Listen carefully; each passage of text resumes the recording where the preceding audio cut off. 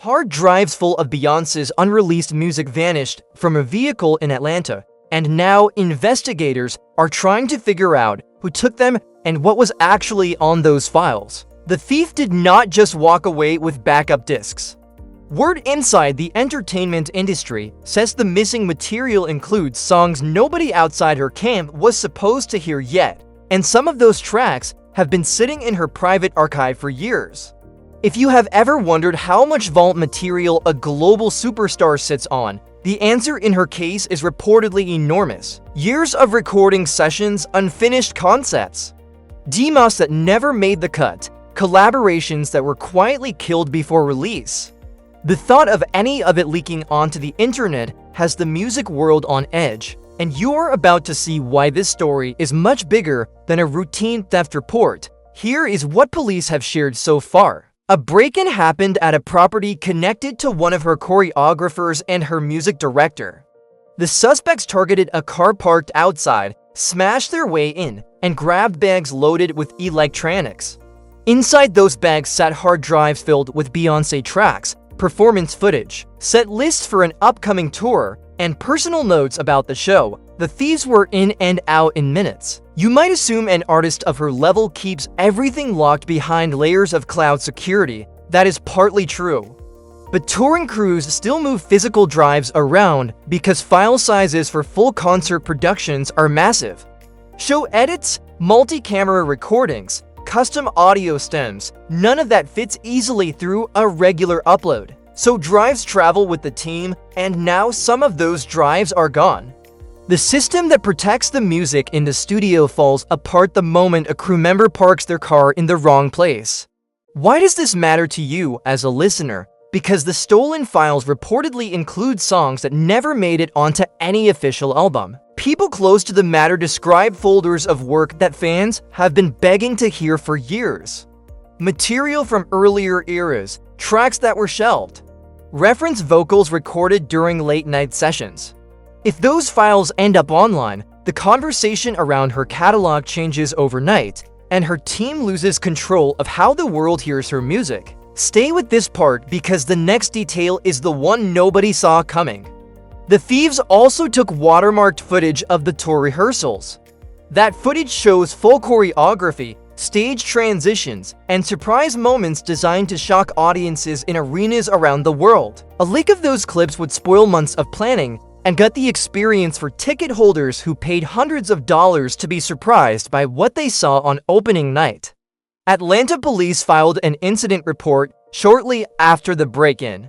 The choreographer listed multiple devices as missing: laptops, hard drives, headphones, even passports turned up on the list. Investigators believe the suspects had no idea what they were grabbing at first, which makes the situation more dangerous, not less. People who do not understand the value of what they took often try to sell it fast and loud, and that is exactly what her team is racing to prevent right now. And that is exactly the part her legal team is worried about. Selling stolen music on the underground market is a quiet process when professionals are involved. Selling stolen Beyoncé music through random buyers is a recipe for files ending up on forums, file-sharing sites, and social media within days. Once a track is out, it is out. No takedown notice can put it back in the vault.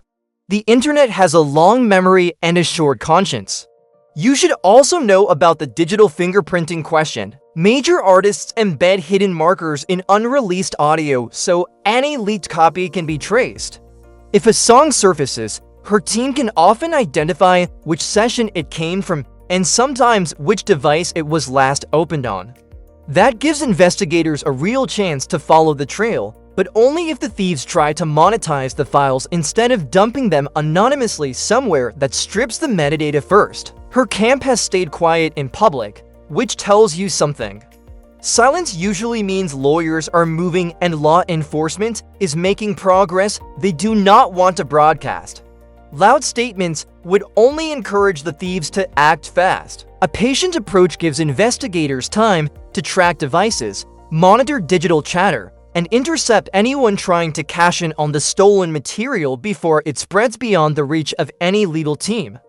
The tour itself is the bigger concern for her business team. A world tour involves sponsorship deals, broadcast partners, merchandise rollouts, and choreography that depends on the element of surprise.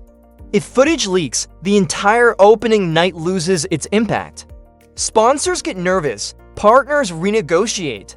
The financial damage stretches far beyond the cost of the missing drives, and it can rewrite contracts that took months of negotiation to finalize. Here is another angle worth thinking about. Insurance companies that cover major touring productions are watching this case closely. Premiums for high-profile tour have been climbing for years because of incidents like this one, and a successful leak would push those numbers even higher. Every artist who plans a stadium run in the next decade will pay more because of what happened to her crew on a single ordinary night in Atlanta. Police are now asking anyone with information to come forward, and a reward is reportedly on the table for tips that lead to recovery of the devices. That detail alone tells you how serious her team is treating this. People do not offer rewards over a few stolen laptops. They offer rewards when the contents of those laptops could shift an entire release plan, and when the cost of losing that material runs into the millions. There is also a quiet conversation happening among other artists right now. Many of them keep similar vaults. Many of them move drives the same way. The Beyoncé case has every major touring team reviewing their security protocols this week, and a lot of crew members are about to find their jobs reorganized around tighter rules for how unreleased material travels between studios and venues.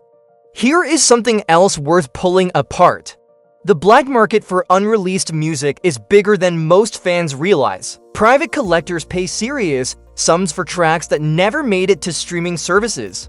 Some of these collectors operate openly on the edges of music forums. Others move through encrypted channels and stay invisible. If the stolen Beyoncé files reach that world, even briefly, copies will spread before her team can stop them. The economics of leaks have always favored the leakers. You should also pay attention to how this story is being covered. Some outlets are treating it as a celebrity gossip item. Others are running it as a serious crime story. The difference matters because the framing shapes how seriously the public takes the actual theft. Calling it a hard drive heist makes it sound like a movie plot. Calling it the loss of years of an artist's private work makes it sound like what it actually is, which is a violation that money cannot fully repair. Stay with this part for one more beat, because there is a personal cost the headlines tend to skip.